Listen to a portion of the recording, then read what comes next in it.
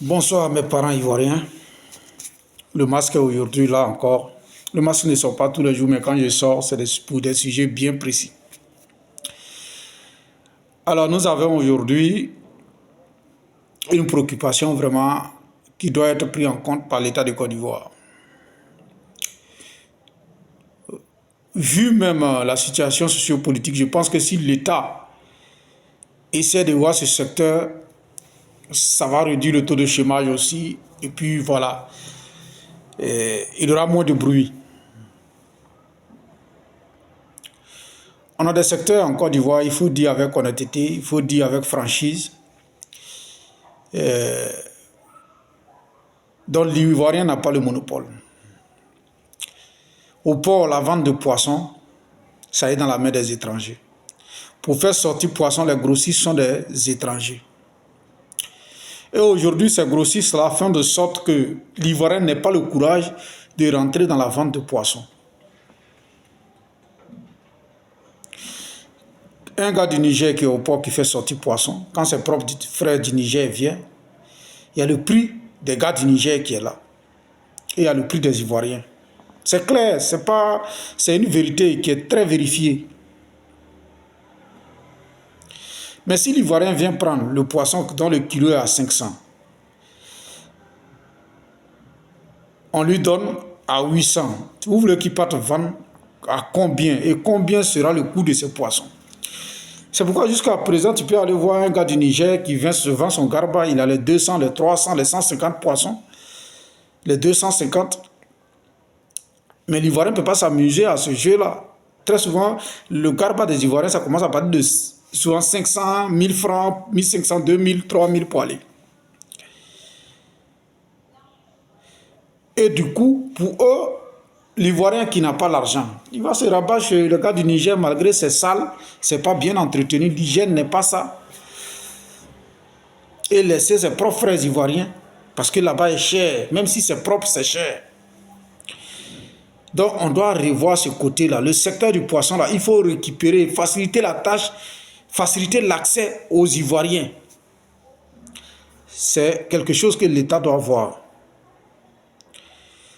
Je dis bien secteur du poisson, il faut récupérer. Il y a plusieurs secteurs au port qu'on doit récupérer. Plusieurs secteurs au port qu'il faut récupérer. C'est très important. Il faut donner le monopole aux Ivoiriens. Regardez la quincaillerie. C'est un secteur qui peut beaucoup employer. Mais aujourd'hui, là, si tu n'es pas étranger, libanais ou autre, là, quincaillerie, tu ne peux pas t'en sortir. Parce qu'au prix qu'il va donner à ses frères et puis au prix qu'on donne aux Ivoiriens, ce n'est pas la même chose.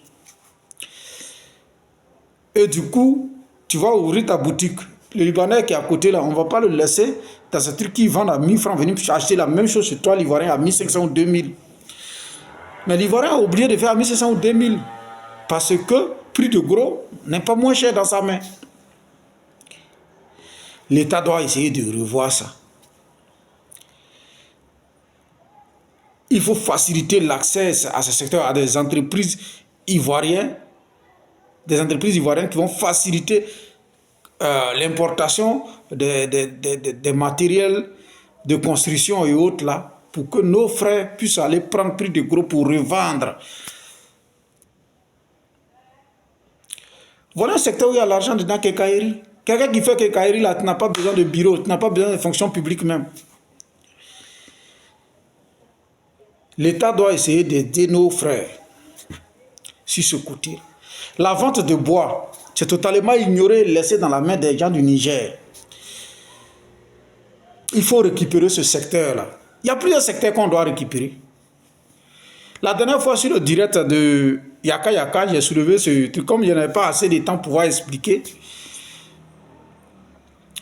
j'ai soulevé le débat là-bas. Je leur ai dit que, certes, aujourd'hui, on parle de la situation sociopolitique en Côte d'Ivoire, mais voilà des secteurs que l'État doit prendre en compte. Pour qu'on se fasse respecter chez nous,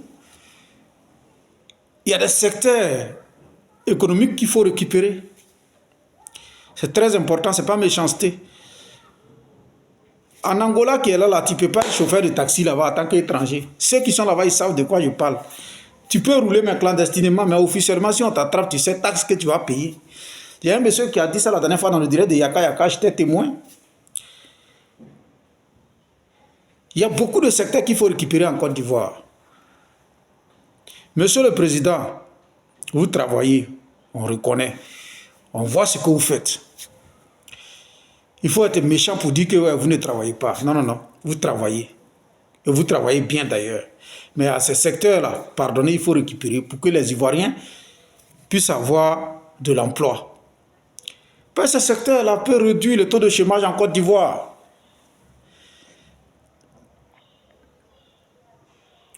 Secteur de bois, secteur de poisson, la quincaillerie ou autre, là, c'est des secteurs porteurs. Je vais un peu plus loin. Très souvent, j'entends que non, on doit faire retour à la terre, malgré les études, oui. Après, comme on appelle l'université, on peut repartir, oui. Mais avec des mesures d'accompagnement. Quelqu'un ne va pas finir ses 25 ans dans l'étude et puis aller prendre machette encore et puis aller se mettre à travailler avec ses parents au village. Il va aller raconter quoi à ses parents? Mais il doit repartir au village, oui. Il faut le former au niveau de l'agriculture, il doit avoir une petite formation. Et puis il faut des mesures d'accompagnement des tracteurs. Les tracteurs, 1 million, 1,5 million, on peut avoir tracteurs. Des motoculteurs là. Il faut payer aux étudiants volontaires qui veulent faire retour à la terre, il faut leur donner la machine. Comme ça, s'il s'en va, il a l'accès à la terre de ses ancêtres, il va travailler. Tu peux faire des hectares avec un tracteur en une journée. Mais avec la main, ce n'est pas facile. C'est révolu ça. Sinon, il y a beaucoup de secteurs où on peut faire retour à la terre et puis s'en sortir. Aujourd'hui, la tiéké est partout dans le monde entier. Tu vas au Canada, tu vas en France, partout, même au Brésil.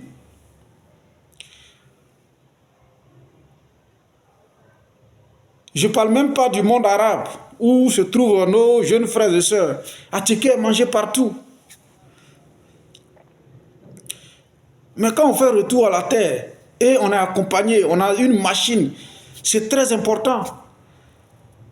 On peut produire beaucoup. Et on n'a rien à envier à un fonctionnaire. Aujourd'hui, la fonction publique, ce n'est pas facile de rentrer à la fonction publique. Parce que les gens sont déjà trop à la fonction publique. Comme l'a dit l'ancien président Laurent Gbagbo, les gens sont beaucoup à la fonction publique. Donc le secteur privé, là, il faut encourager les gens. Il faut que les Ivoiriens récupèrent le secteur privé. C'est le poumon même de l'économie ivoirienne. Le retour à la terre n'est pas méchant, mais la manière là, il faut essayer de voir.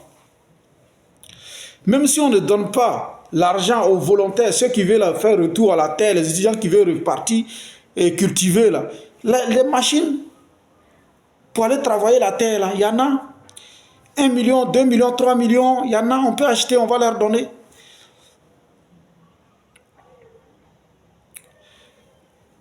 Pour s'autosuffire, je ne sais pas si c'est l'État qui aime importer à cause des taxes.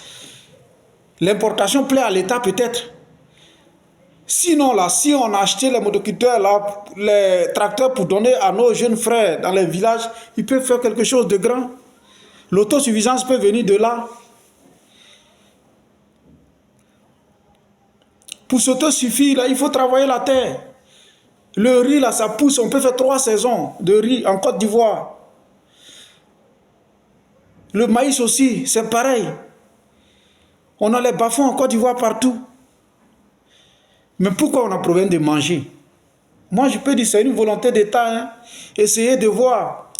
D'ici, vous allez essayer de créer des coopératives pour aller acheter cacao, ou café, ou acheter le riz. Mais il faut créer des coopératives pour la culture, pour la plantation de café et cacao. En créant ces coopératives-là, il faut machiniser l'agriculture, c'est tout. Hein? S'il n'y a pas de machine, l'agriculture, là, il n'y en a pas.